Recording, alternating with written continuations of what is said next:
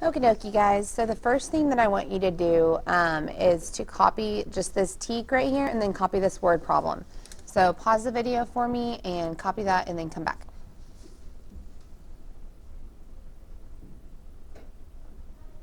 Okay, so I hope you're back. So let's talk about this teak really quick before we even go into the word problem. So this is our teak for multi-step word problems.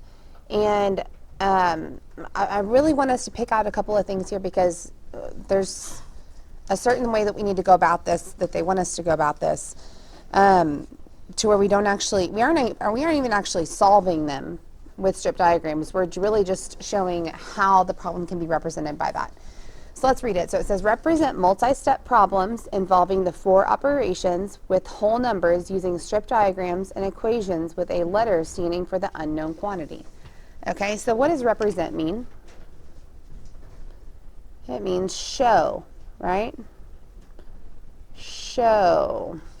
Okay. Multi-step, so that means more than one step, right? Involving the 4 operations. I'm going to circle this. So that means add, subtract, multiply, and divide, right? With whole numbers, that's important. We're not using decimals or fractions here right now. We're just using whole numbers. Using whole numbers and strip diagrams. So strip diagram, I'm going to underline this, and this is basically a part,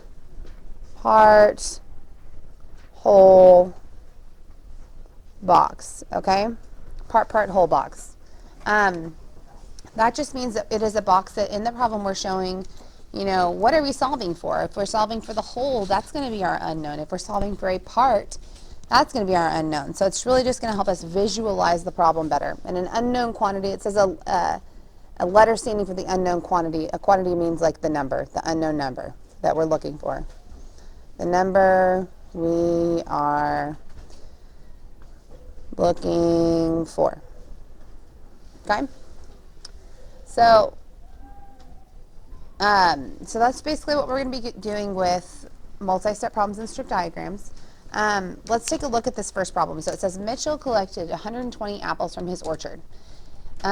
He gave 4 dozen to members of his family. The remaining apples were sold to 6 stores, excuse me. Each store received the same amount of apples. So I see a lot of important information here, right? So, I mean, we want to circle all the key numbers, right? Cube, C-U-B-E, cube. Got to circle the key numbers. So we're going to circle 120. I think 120. 4 is important. And what else is important? 4 what? 4 dozen. We'll get back to that in a second.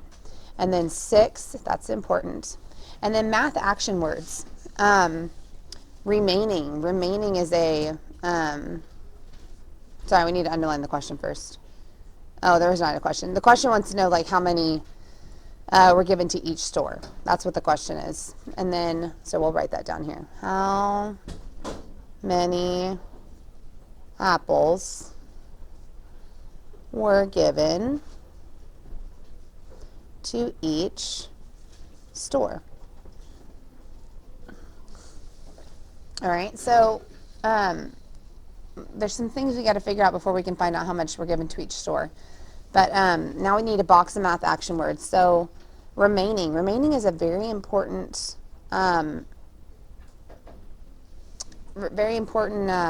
word because it means that it's our part that's left over, right? It's our part that we found. So remaining means that we either subtracted or we divided.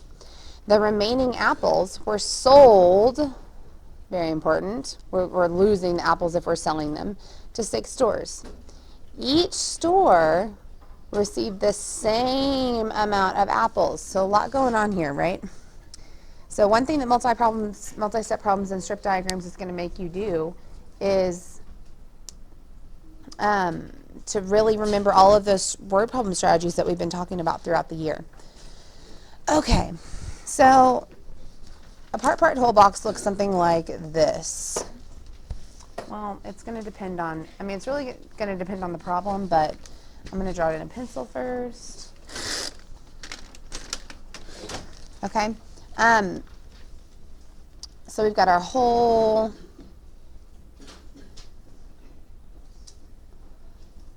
and then we've got parts that make up the same size as the whole. It's kind of like fractions. Okay, so we've got part and part, right? So here's what we need to find out is we need to find out what's the whole. Are we solving for a whole? Are we solving for a part? What are the other parts? Okay. So it says he collected 120 apples from his orchard. That is our starting number. That's what we're starting with, right? That's our whole. So he's got 120 apples from his orchard. He's got the whole bunch of apples from his orchard. So that's what I'm going to put up here, 120. 120 apples, right? All right, so then it says that he gave, oh, sorry, that's a math action word too, isn't it? Gave 4 dozen to members of his family. So 4 dozen is one of my parts that he took away, right? So he gave away 4 dozen, so that's, if he gave them away, that's going to be subtracting, right? I'm just taking this one step at a time. Do you see how I'm doing this? Just one step at a time. So he gave away 4 dozen. So I'm going to write 4 dozen here. I really don't even need to know how much 4 dozen is right now. But just so you know, a dozen is 12. So we would multiply 4 times 12 to figure out how much 4 dozen would be.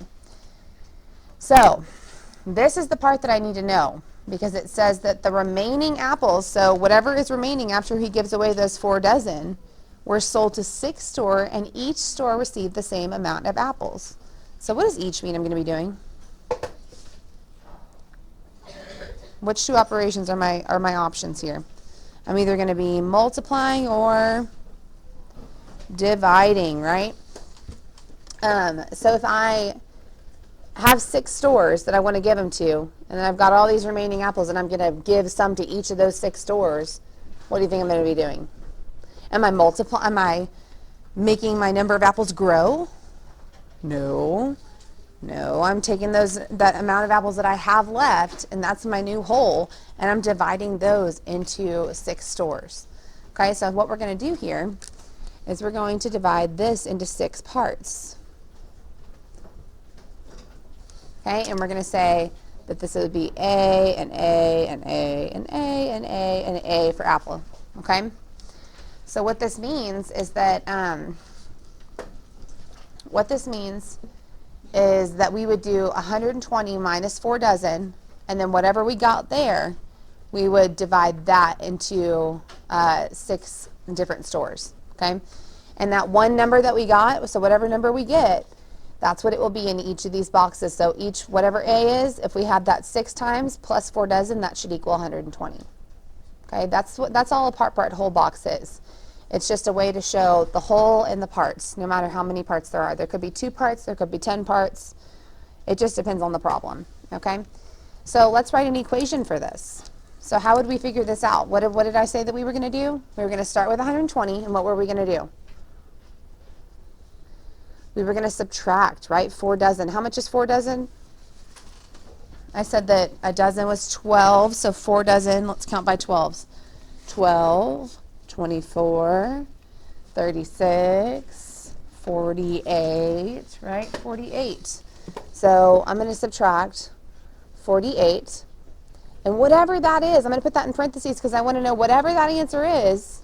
Sorry, that kind of delayed just now. I want to divide that answer by 6, and that's going to equal A. Bear with me here because I know that this seems kind of complicated, but the more that you do it, the easier that it's going to get. And this works for basically every single, you can make a strip diagram for almost every single problem that you can think of. Okay?